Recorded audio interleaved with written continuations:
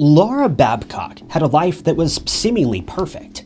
She'd just gotten a college degree, was surrounded by friends who loved her, and she was on the path to secure the job of her dreams.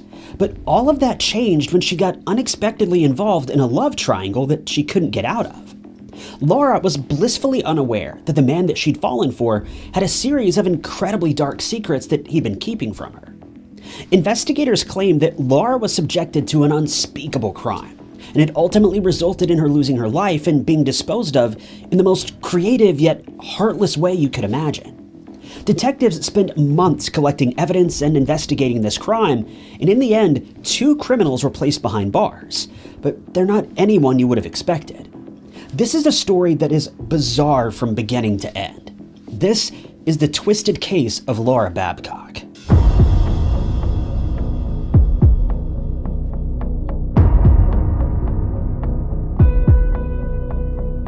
Before we keep going with today's story, I want to let you guys know about the sponsor of today's video, MyHeritage. MyHeritage is the leading global service for family history research, and they even offer DNA testing that adds a whole new spin on researching your genealogy. MyHeritage is incredibly easy to use, and it's super useful if you're trying to build your own family tree. I was able to set up my own personal family tree in a matter of minutes. Once you add in the information about your parents and grandparents, MyHeritage will make the rest of the process super quick and easy. Searching over 19 billion historical documents to help connect your family members to your tree. There's a really cool feature called Instant Discoveries that'll link you with countless people from your lineage, dating back several generations, introducing you to so many people that you probably never even knew about. I was able to trace my family all the way back to 1695. I found that on my maternal grandmother's side, my family were descendants of Native Americans. On my maternal grandfather's side, we all came from Europe. On my father's side, things were a lot more simple. We've basically lived in Mississippi for hundreds of years, even before the United States was even founded. And we're all still here today, too. The really cool thing about MyHeritage is that it'll even link you with documents, photos, and pretty much anything else that's been stored in the database regarding your family, letting you take an even closer look at the lives of these people you've never even known about. If you happen to find some old photos of your family, they even offer a feature to colorize these photos, bringing new life to these people that have long since passed. It's a super cool service, so I'd strongly urge you guys to check it out. If you click the link in the description, you'll not only be given a 14-day trial, but you'll also get 50% off your membership. Give it a try and let me know what you find. You never know, we may actually be related somewhere along the line. Thanks to MyHeritage for sponsoring today's video. Laura Babcock was just 23 years old in the summer of 2012. Laura had a core group of friends that she depended on, as well as a family who cared deeply for her. She was known for having the most sincere love for dogs, but she also had aspirations of starting her own family one day and eventually settling down with someone she loved. Laura's personality was described pretty interestingly by one reporter who recalled her as being the perfect mixture of optimistic and conflicted. Laura was a strong young woman, but she also had a few demons. Laura had struggled with her mental health in the past, but she was on the path to making things better for herself. In 2012, she just graduated from college and got her degree in English as well as drama. She'd been attending the University of Toronto for a number of years and was super excited to finally put her life as a student behind her so that she could get to work on her career. She'd been spending her time searching for a more permanent job where she could begin to place her roots and grow.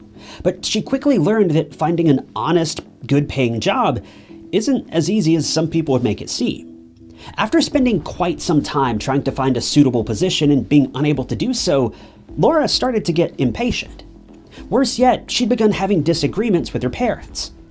Although Laura was 23 and equipped with a solid education, she continued to live at home with her parents while she tried to make ends meet. Her parents were happy to have her, but they had strict rules that she was expected to follow. This was the cliché situation of stay at home as long as you want, but if you live under my roof, you live by my rules. Laura respected this to a certain extent, but tensions began to rise when Laura began to push back on her parents' rules about curfew. She'd missed curfew multiple times in the past, and this was beginning to be a problem for her parents. Rather than agreeing to her parents' rules, Laura decided that enough was enough and she'd moved out on her own. Well, sort of. She moved out, but she wasn't entirely on her own just yet. She wasn't able to afford her own place to stay, so she opted to hop from couch to couch, bouncing between the homes of her various friends. While this certainly isn't a great lifestyle decision, Laura just needed some space and time away from her parents while she tried to establish herself as her own person. Her father clarified that she'd not been banished from their home due to her curfew violations, but he made it clear that he didn't approve of her coming home at 2 or 3 in the morning multiple times a week, which is when Laura eventually opted to just move out. Without a job and desperate for money, one of Laura's friends introduced her to a new idea. While waiting for a more traditional job that utilizes her degree, why not try joining the escort business? To put it plainly, an escort is someone who's paid for their companionship. Escort services are widely available to people of all genders and walks of life, and most of the time it just involves accompanying someone to an event, or just paying the person to hang out with you and be friendly.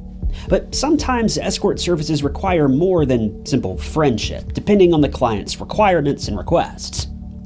Laura was apprehensive about this line of work, but she knew that she needed money, and she needed it quickly. So she opted to give it a try. Those around Laura noticed that pretty soon after she joined this particular workforce, her mood began to change. Her father recalls this time in her life and says that it was clear that Laura was growing frustrated. He said she always seemed agitated and on edge and would have a hard time staying still. One of her friends recalled her time working as an escort and said that Laura had a lot of emotional issues, but that they understood each other, and overall, Laura was a happy and outgoing person. But by the spring of 2012, that had begun to change.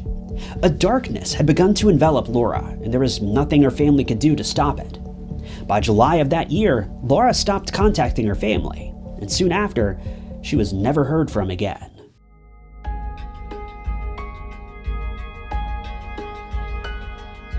It quickly became clear to those around her that Laura had been hiding some dark secrets from those that she held closest.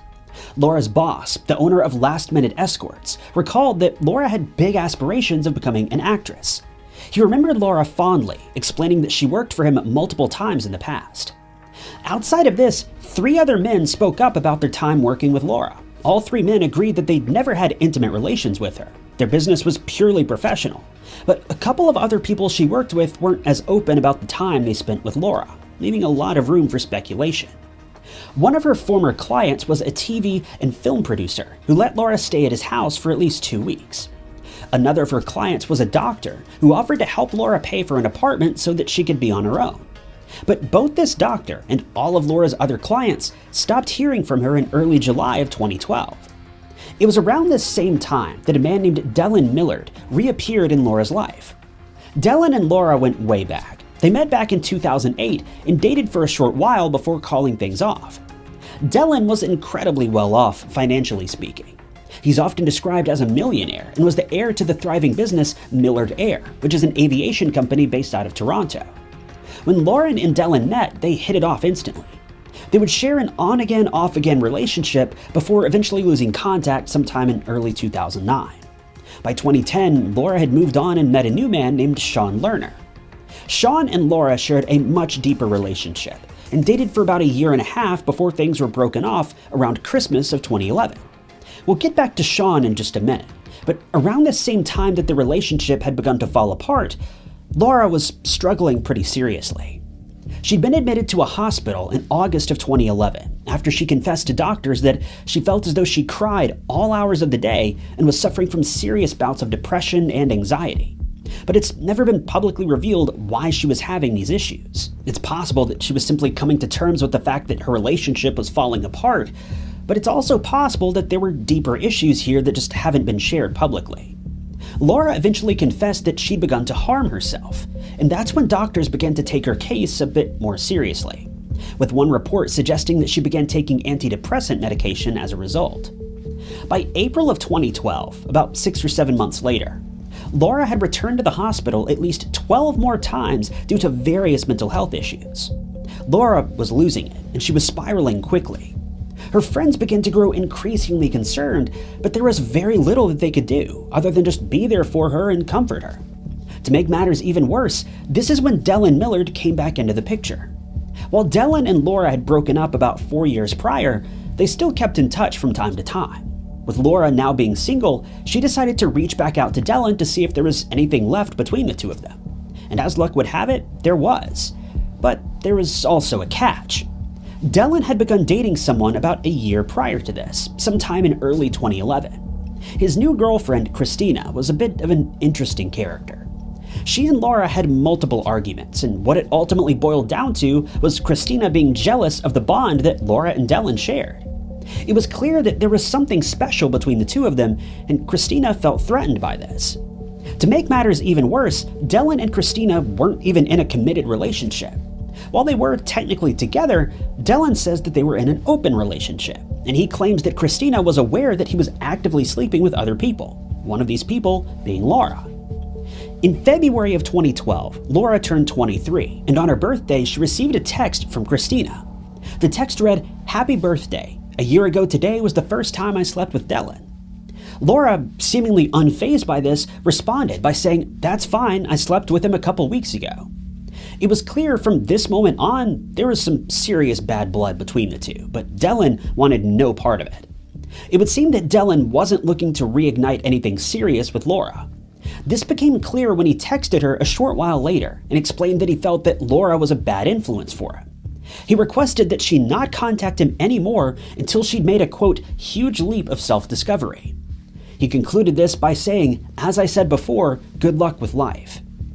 It was very clear that Dellen was done with Laura, but Laura's version of events paints a different picture.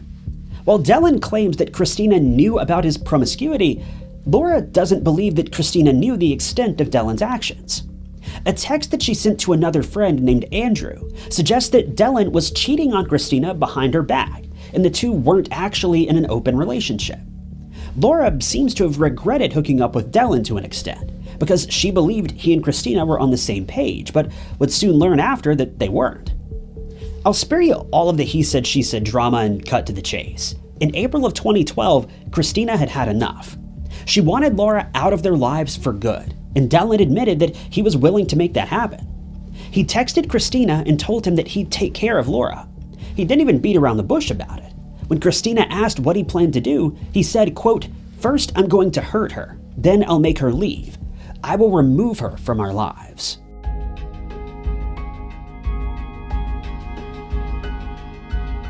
By June of 2012, Sean Lerner, the man who Laura had been dating for about a year and a half, stepped back into her life. He'd heard about how bad off she was and he wanted to do his best to help her. The two had no plans of getting back together, but Sean still cared for Laura deeply and wanted to help her get back on her feet.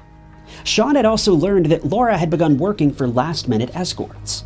When he found out about how bad of shape she was in, he paid for her to stay in a motel for a few days and even gave her an iPad so that she could look for apartments in the area. When he pressed Laura about her involvement in the escort business, she repeatedly assured him that her business was not of a sexual nature and that she was nothing more than arm candy for lonely men. Sean says that he still believes there was more to it than this. If this weren't bad enough, several of Laura's friends also explained that around the same time, they have reason to believe that Laura had developed an addiction to illegal substances. Laura, to put it lightly, was not having a good time. You can't help but feel terrible for her after everything she'd been through. But at the same time, we also have to admit Laura was an adult, capable of making adult decisions. It seems that she just kept making one bad decision after another, and it led her down a path that quickly became too treacherous to come back from. All throughout this time, despite Laura's claims that she didn't want to be involved with Dellen, and despite his claims that he didn't want to be involved with her either, Laura and Dellen remained in almost constant contact. In fact, in the days leading up to her disappearance, Laura and Dellen spoke on the phone at least 100 times. I wasn't able to confirm if this communication was via calls or texts, but either way, they were still on speaking terms and they were making the most of it. The two had made plans to meet up on the evening of July 3rd, and later that night, Laura headed toward Kipling subway station in Toronto, where Dellen picked her up, driving her to his home. An hour later, Laura's phone turned off and would never come back on again. Now, fair warning, the case takes a rapid nosedive from here, and the events all take place rather quickly, one right after the other. So buckle down and maybe even take some notes because things are about to get crazy in very rapid succession. After Laura met up with Dellen that evening, Dellen sent out a text message at around 7:30 p.m. to his friend Mark Smitch. The message read, "I'm on a mission, back in 1 hour." No further texts were sent after this. The very next day, Sean Lerner received a notification that the iPad that he'd given Laura had suddenly been renamed Mark's iPad. Safe to assume that Dellen's aforementioned friend, Mark, had come into possession of Laura's iPad. But how? Immediately after this, Dellen took a photo on his cell phone showing an object wrapped in a blue tarp located on his farm in Waterloo. And it's been suggested that this photo was shared with Mark. Later that same day, Dellen accepted a same-day delivery for a brand new mattress. I think we can all tell what's probably going on here. Laura spends the night, then all of a sudden Dellen's taking photos of something wrapped in a tarp, then buying a new mattress? Things were getting fishy, to say the least. But if this wasn't clear enough, things are about to get worse. In the days leading up to all this, Dellen had contacted his mechanic friend and asked him to make arrangements to deliver an animal incinerator to his farm. This incinerator arrived on July 5th, 2 days after Laura was last seen. This brings us to July 14th, 2012, the day that Laura's family decided to file a missing person report.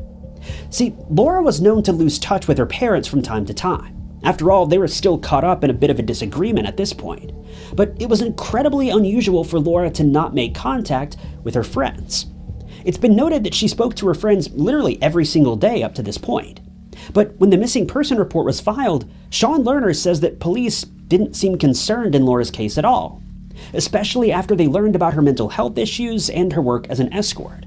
It was almost as if they completely shut down after learning this. 9 days passed by without any leads coming to or from the police who were working the case. But on the evening of July 23rd, Dellen sent a text message to Mark saying, "Barbecue has run its warm-up. It's ready for meat."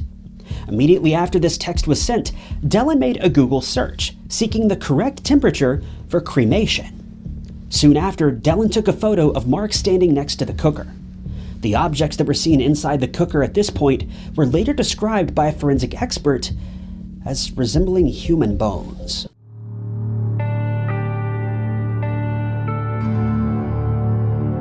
By late July, Laura's final phone bill was delivered to her parents' home. Desperate for answers, her parents opened the bill and looked at her call history.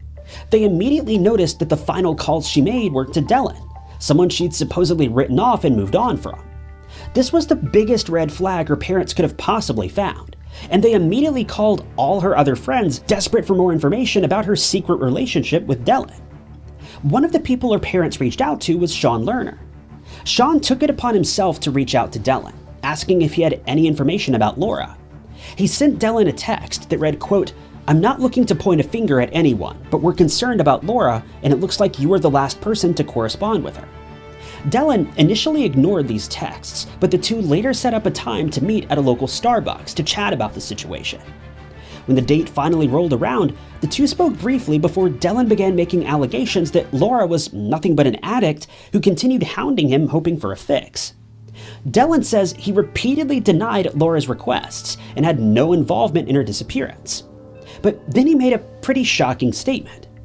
As the two ended their conversation, Dellen informed Sean that he should have, quote, "no reasonable expectation of finding her." This brings us to August of 2012, when the pieces finally began to fit together. Mark had invited a few of his friends over to his mother's home, and they were hanging out in the garage when Mark began rapping. I can't tell if he was rapping as a joke or if he was serious about it, but my gosh, is it awful. The started off all skin and bone, now the lay on some ashy stone. Last time I saw us outside the home, and if you go swimming, you can find a phone. Find a phone? What? Find a phone. If you go swimming, you'll find a phone. Find a phone. Find a phone. You can find a phone. If you go swimming, you'll find a phone. Lay on some ashy stone. In this weird rap, Mark says that she started off as skin and bone, and now she lays on ashy stone. And he ends the segment by claiming, if you go swimming, you can find her phone. I don't know about you, but this sounds like a confession if I've ever heard one. Mark's friends were apparently shocked by this as well, and that's why they eventually agreed to testify against Mark, saying that he would later confess to claiming a girl's life, burning the remains, and then disposing of the evidence in a lake. Mark was very clearly terrible at keeping secrets. This was all investigators needed to pin both Mark and Dellen for the disappearance of Laura Babcock. But this isn't the end of the case by any means. After detectives learned of Mark's ridiculous confession, They obviously pieced together the connection to Laura Babcock's case, but they also started to reinvestigate another crime that involved Dellen's own father, Wayne Millard. Wayne had lost his life a while back, but investigators initially ruled that he'd claimed his own life, resulting in Dellen becoming the heir to his father's multi-million-dollar estate. But now that they learned the extent of Dellen's involvement with Laura, they wanted to re-examine his father's case, planning to pin Dellen for that crime as well. If this weren't bad enough, investigators also learned of a third man who was involved with Dellen. This man had listed a pickup truck for sale on a local shopping app, and Dellen and Mark showed up to test drive it. While out driving the car, they claimed the life of the owner and presumably stole the truck. This victim was also disposed of in the duo's makeshift incinerator. Now, the story of Dellen and Mark goes much deeper than this, and pretty much everyone who knew the two were somehow involved in the case, with a female friend of the two even being accused of helping clean up the scene of the crime and destroying evidence. If you'd like to see a more in-depth look at the crimes of these two, just let me know in the comments and I may revisit this in the future, but for today's video, I want to stay focused on Laura Babcock. For the duo's crimes against Laura, they were each sentenced to 25 years behind bars. Even though Laura's remains have never been found, Dellen has since appealed the charges placed against him regarding the disappearance of Laura, but it seems safe to assume that these appeals will most likely be denied. Thankfully, Laura's family were finally able to get justice for the horror that their daughter was put through. But in the end, this doesn't bring Laura back. It doesn't really solve anything at all.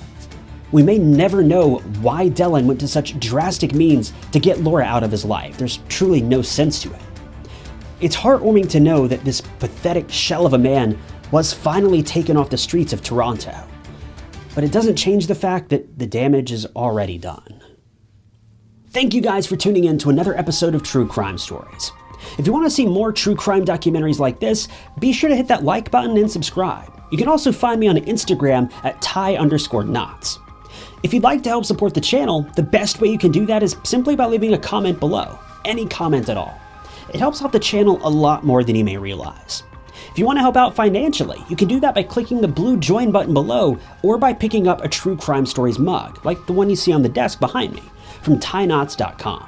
But with that, my name is Ty Knots, and I'll catch you guys in the next video.